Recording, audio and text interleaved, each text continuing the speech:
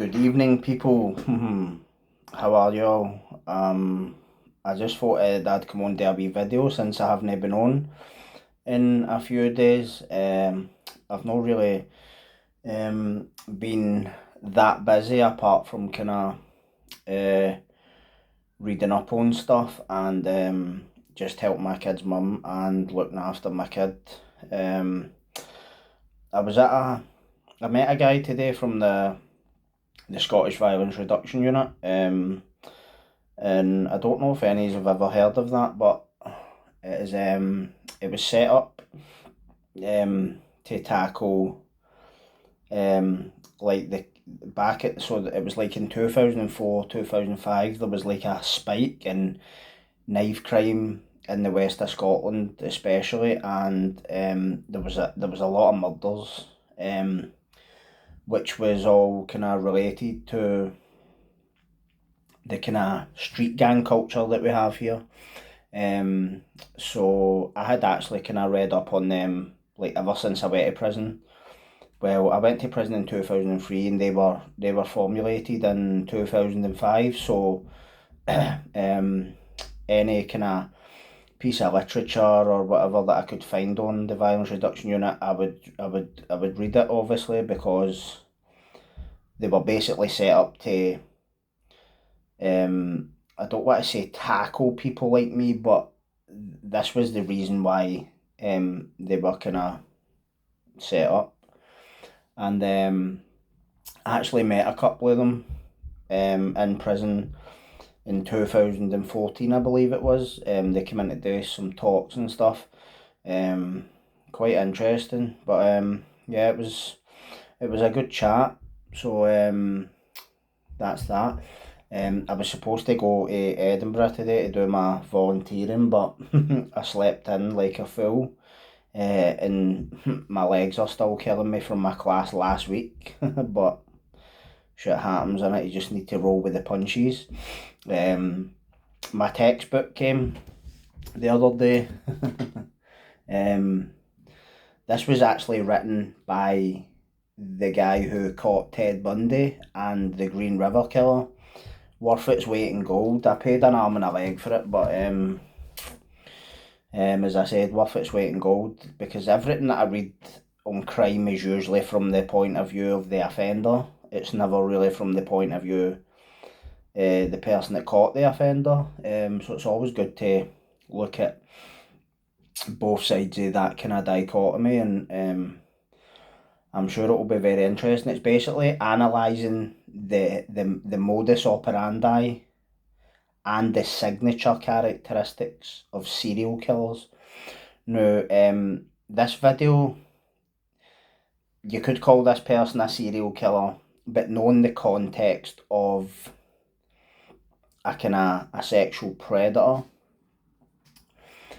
But before I get into the video, basically, modus operandi is just basically the method of operation. How do you commit your crimes?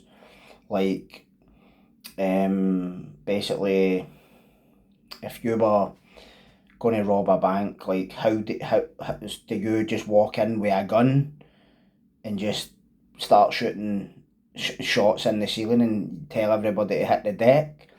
Or are you one of the smart guys like fucking Ocean's 11 or whatever? Like, do you case the whole bank, figure out where the laser beams are that you trip and sets off silent alarms, like just sophistication? So that would be examples of modus operandi, but signature is basically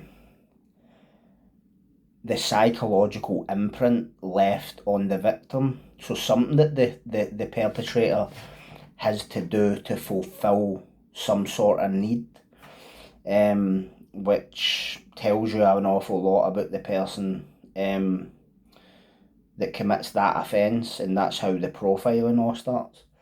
But excuse me, oh god, I need to stop yawning during videos. Can't help it sometimes. But the video that I wanted to do today is about a guy who I would say I've known about since I was a kid. Um, through reading books on the American mafia, primarily the mafia in New York City.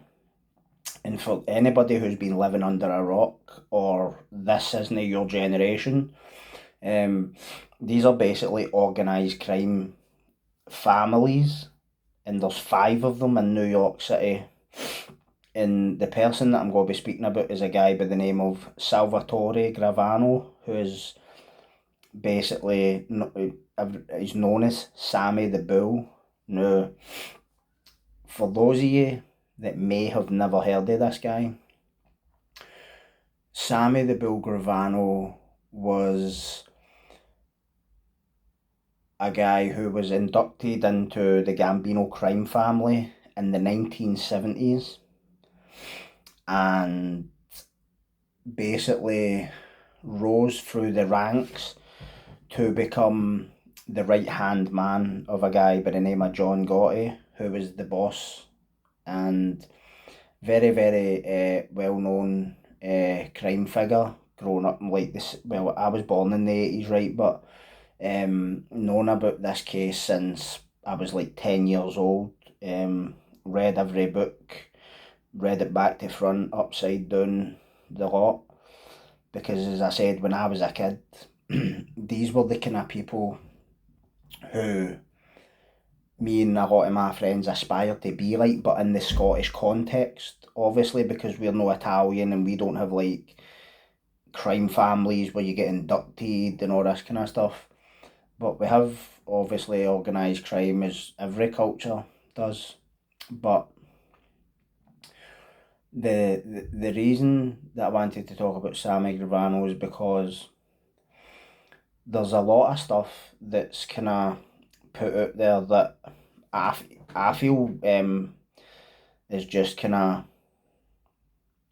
being used for clickbait, what people call clickbait, or views, likes, clicks, whatever. And that's just the name of the kind of YouTube game, if you get me. Whereas, like, I'm not gonna lie, I don't really give a fuck about any of that. I just kind of stumbled into doing a YouTube channel and just took it from there. I'm not seeking validation, support. Well, obviously it's good to get support in the context of people saying, oh, they engage with your stuff, they like it, but that just goes in kind of all walks of life. But when people are kind of I can see why a lot of people would have them on their channel, right? Because it's going to get you exposure, right? But I do wonder if a lot of the people who have them on their channel know stuff about the mob history. Because as somebody who's basically studied the mob since the age of 10, there's a lot of things that he says that I just know or he's spinning a web. And it sounds to me like he's trying to rewrite history, or rewrite the narrative.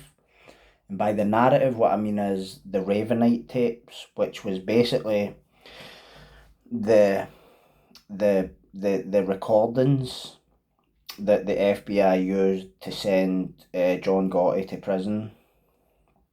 So, wee bit of a backstory.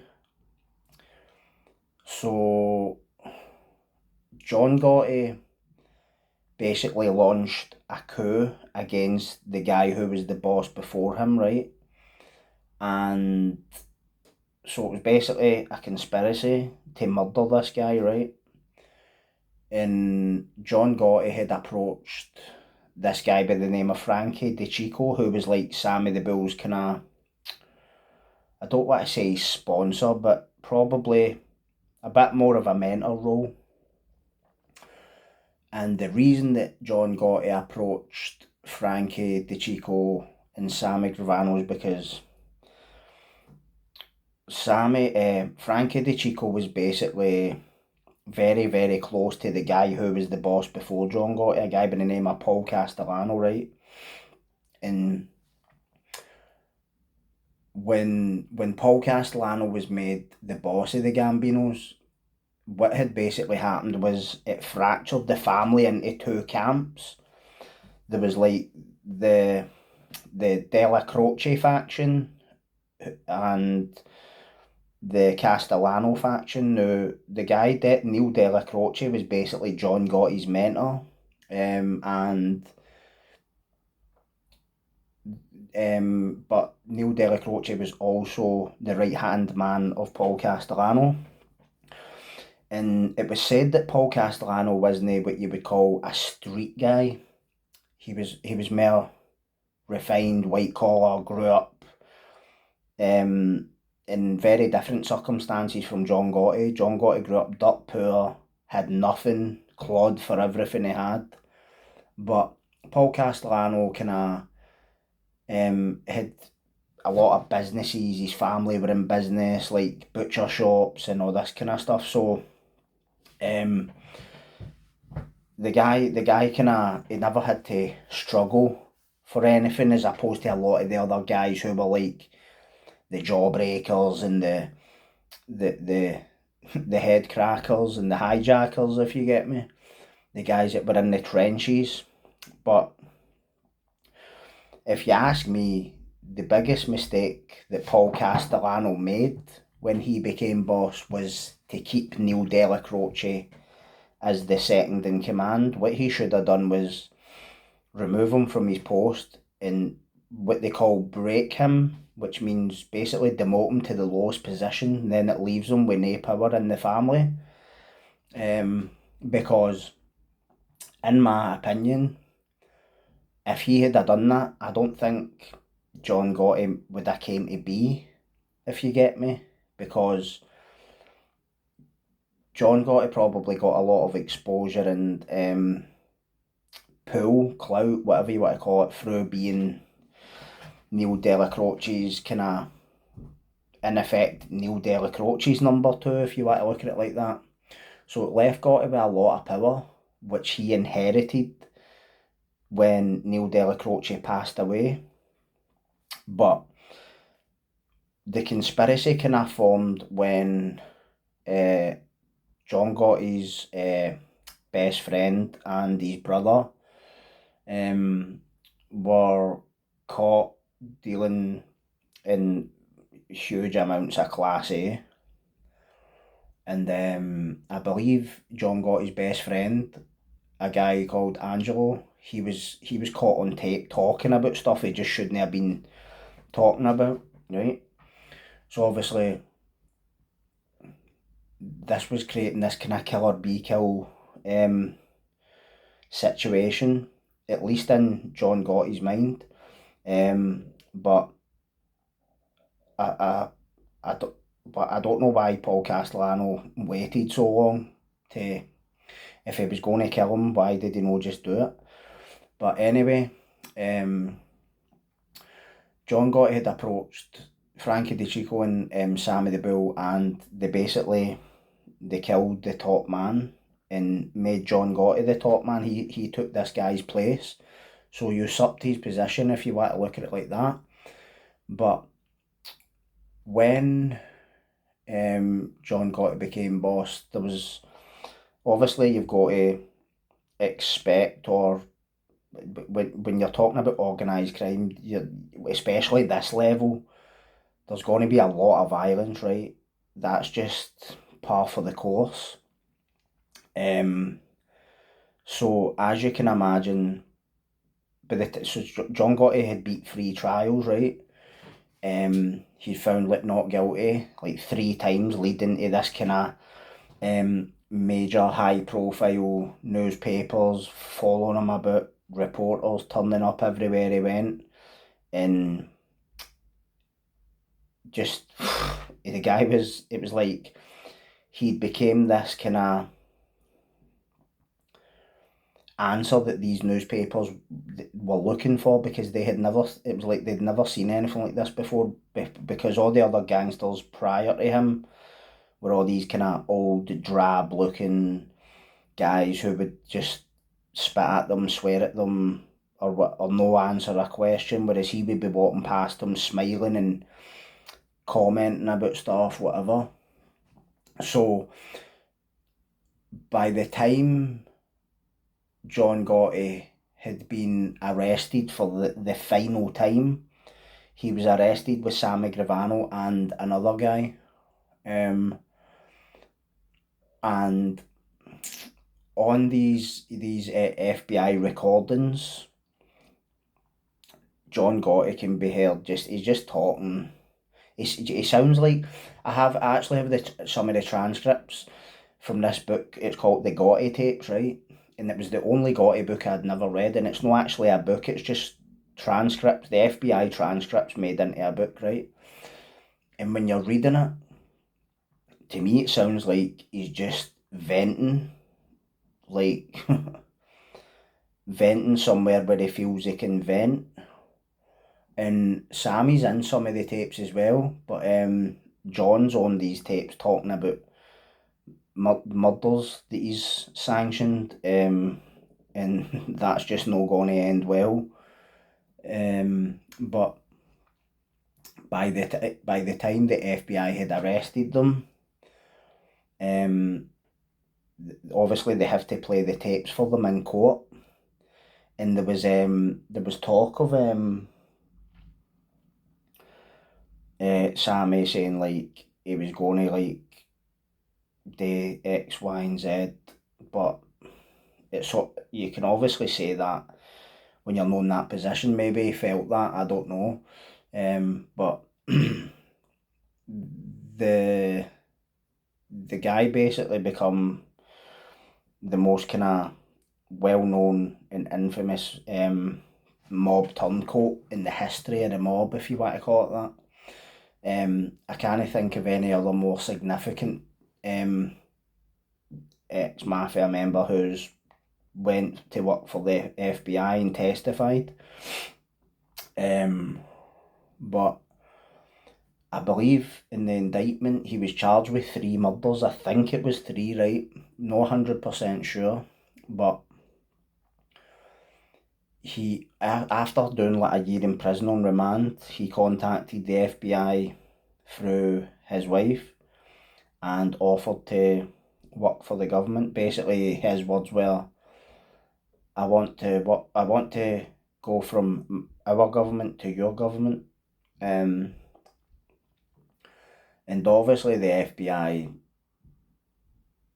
are going to kind of accept his information, because he would have been a million times more valuable or than just the Gotti case, because he was at such a high level that he could give information on just about every family in the country, basically. But the thing is, when you go to proffer with the FBI, when you're going to become a witness, you're going from an accused to a witness, you have to tell them everything you've ever done in your life, every crime you've committed, every robbery, murder, everything, right? And they probably know most of it anyway. But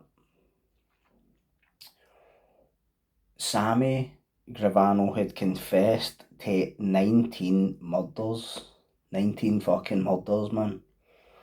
Right? And when I looked at the list of the murders, half of them, I think, were during John Gotti's reign, and the other half were during Castellano's. And when I looked through the list, a lot of the names were names that were familiar and were guys who were either associated to the mob or were inducted members of the mob, apart from one. And this was, I believe it was the second time that he had taking a human life, and it was sadly the life of a 16-year-old kid. And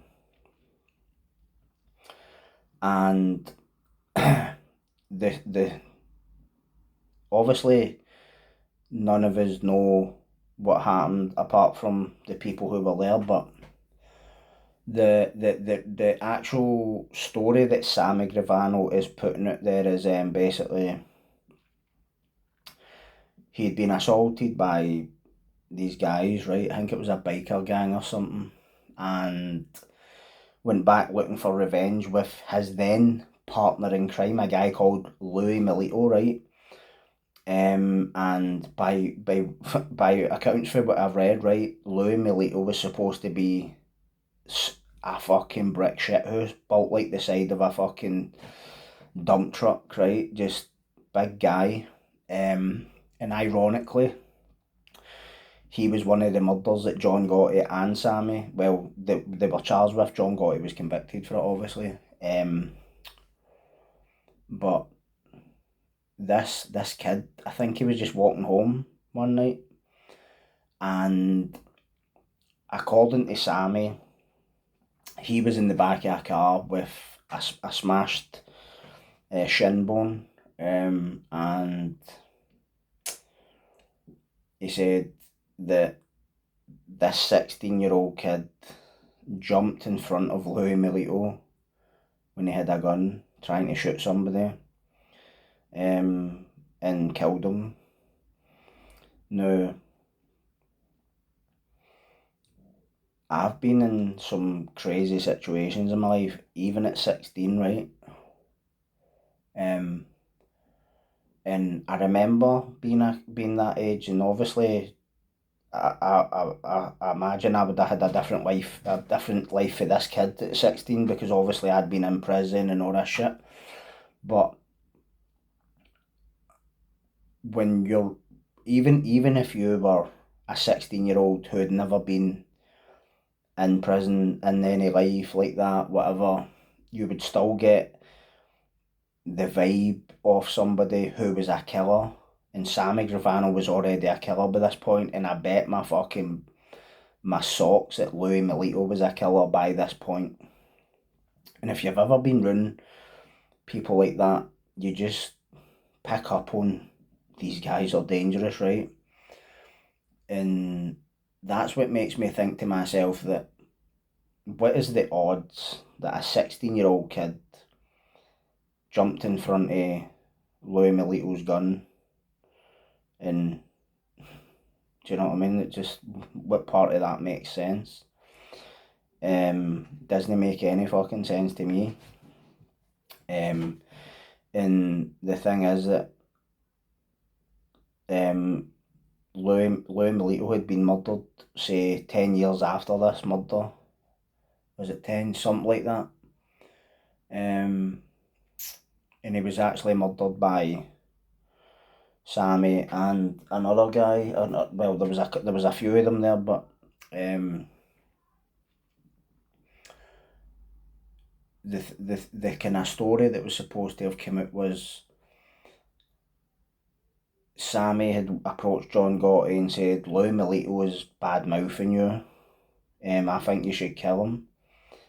Do you ever wonder if Sammy had just went to him and said, listen, we need to kill him, he's bad mouthing you, when in reality he wanted to keep a secret what really happened the night Alan Kaiser was shot? It's a good question. Because one thing I can pick up on with Sammy Gravano is the guy is a psychopath. The guy, I feel, has never made a decision that just benefited someone else without benefiting him. If it did benefit somebody else, he benefited from it as well. And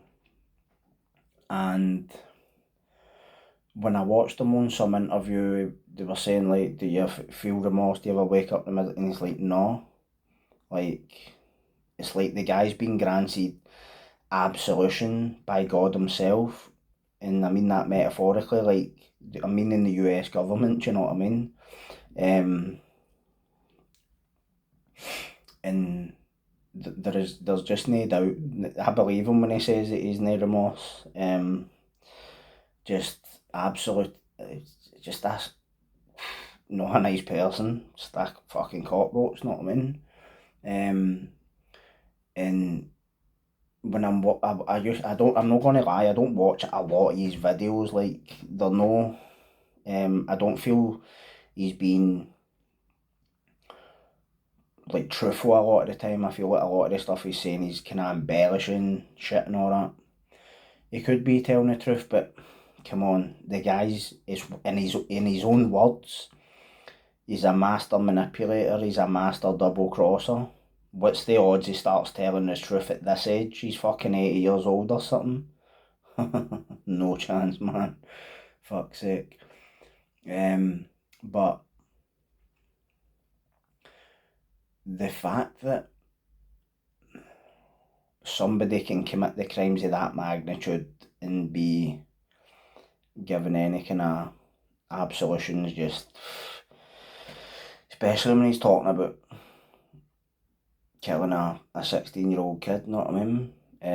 I believe that kid saw something. I believe that kid saw Sammy and Louis in the progress of committing felony murder.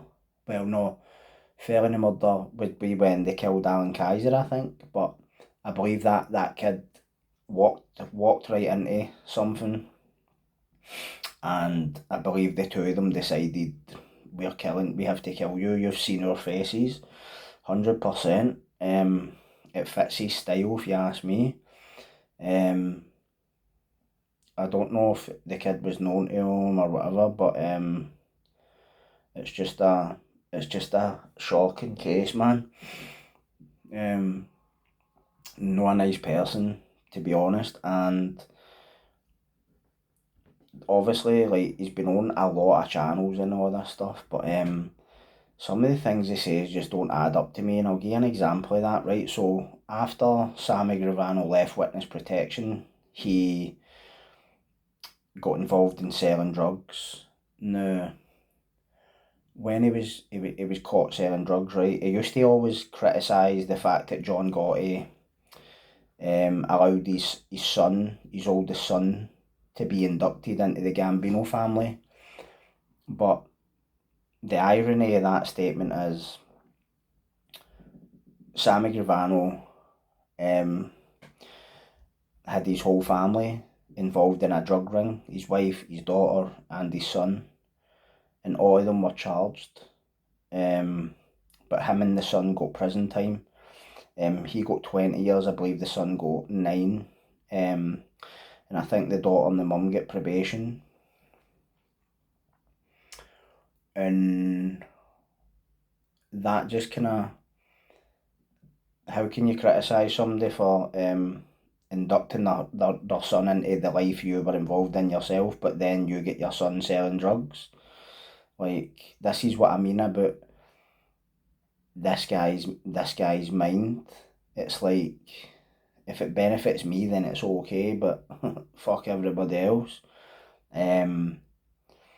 Just a very unpredictable guy. And when he was sentenced to his 20 years, he went to a prison called ADX Florence.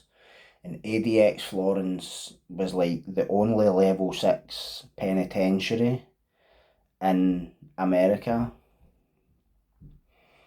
And it was opened to replace Marion Penitentiary in Illinois, right? But this was a lot more high tech, and not even just that, like, it's fucking, the cells are soundproof, and you can't even fucking see anybody or anything. Your only contacts with the guards, unless you're going to, like, exercise. You can talk through a fence and shit. But one of the stories that he said was he had planned to kill a guy in ADX called Anthony Castle. Anthony Castle was known to everybody as Gas Pipe, and Gas Pipe was actually like the second in command of the Lucchese family, and gas pipe had actually organised a car bombing of the guy Frankie DeChico, who was Sammy's kind of probably a bit of a mentor to him. And it was obviously related to the kind of intrigue, this mob intrigue, trying to kind of target Gotti. But one of the videos he made that I did watch, he said how he had plotted to kill Gaspipe in the ADX, right? He was going to ask him to come to the yard and this and that, and I'm sitting thinking, so this is what he said, he was going to get him to come to the yard, he was going to get him to sit in the step below him, he would sit in the step above him, like bleachers, like when you sit in the bleachers, at basketball courts, whatever, and he was going to slit his throat or some shit, I don't know, it was something like that. And I thought to myself, knowing what I know about ADX Florence, was it even possible that you would have human contact with him in the yard? Did you have human contact? Because I was under the impression that you're locked in a cage on your own. And even if there was any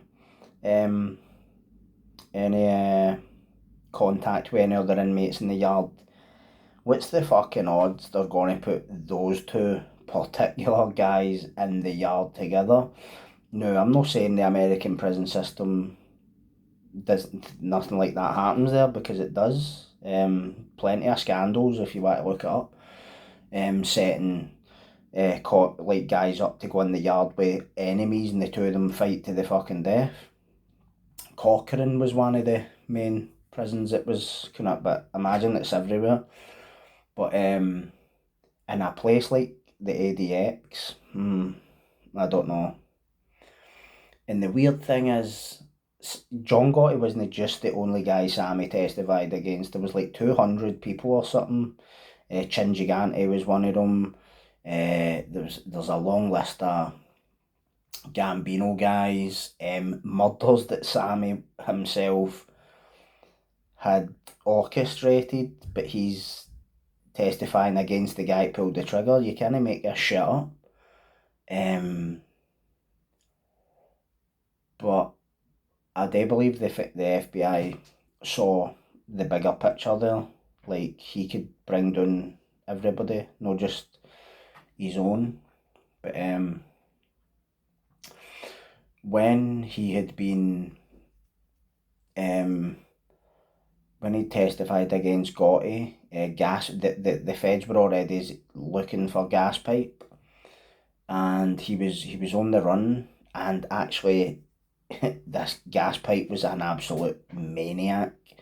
Like, this guy would give Freddy Krueger nightmares. And the FBI wanted Sammy to testify against Gaspipe, and the word is that he actually begged not to, because Gaspipe had been targeting the families of guys in his own crew who were turning on him. So he was like, he'll kill my family, please don't make me do it, whatever, right? So what's the odds that maybe he did want to hurt him in the ADX, because he's like, oh, he's not got his crew with him, he's not got the influence that he had, but a maniac's still a maniac, you know what I mean? Just, there's a lot of kind of stuff that he says it's just no kind of sitting right, and then he's always coming out with this, John Gotti was going to turn on me, so I turned on him first. Like, does anybody who is actually buying that, man? I believe that when you look at how John Gotti died, right, handcuffed to a bed, choking on his own puke, refusing painkillers, that, to me, that says the guy had so much self-belief in that life that it was his self-belief that kept him get through all that. So I don't believe that for a second. I believe that Sammy was just trying to make an excuse for turning. Suppose you need to fucking justify it to yourself somehow, innit? But I just hate how he still talks like he's still in the life. Honestly, man. And one of the things that he said the other day actually spit my fucking coffee out, right? He's on this podcast. I don't know I can't remember whose podcast it was, right? It wasn't one that I'd heard of before. And he was talking about how I think the guy asked him, do you ever go New York or do you ever go back to New York? And he's like, no, I'm not allowed to go back to New York or New Jersey, but not for the reasons you think. He said how his parole officer had told him that the feds held wiretaps, right? Bugs. That the guys in the mob today were overheard talking how much they love him and want him they love what he's doing and they support him and all this, and I'm like, are you serious, mate? Are you fucking having a laugh? So just the guy can spin a yarn, not him. And I'm not sitting trying to justify any sort of violence, like on behalf of anybody. Obviously, when you sign up to that stuff, man, it's like you're taking your life in your hands, you know what I mean? And I'm the first to admit, when I was a kid, I was enthralled with all this stuff and wanted to be the next big I am and all that. But obviously, being in prison in Scotland, you meet a lot of guys who are high profile in that kind of context. And I was just like, fuck that. Not saying they weren't good guys or that I didn't get on with them. I'm just saying, like, I would rather be out here living my life and just being a citizen than fucking going to sleep with a gun under my pillow every night and worrying if I'm going to be able to keep my money at the end of it. Fuck that. You know what I mean? But just should I shit show of a life. But I just kind of have I don't know. I just don't like how he's like coming out with all this stuff, and there is a lot of people that's seemingly buying into it. But I suppose we all have our own kind of. You're only as good as the information that you have. You know what I mean? So, um, fuck it. But anyway, I'm going to leave that there for now. But thanks for all listening and subbing. And I'm going to try and come back on tomorrow, but I've got a couple of things I need to do, so during the day and stuff, so I'll try and come back on tomorrow night. But you all take care and have a good night. Peace.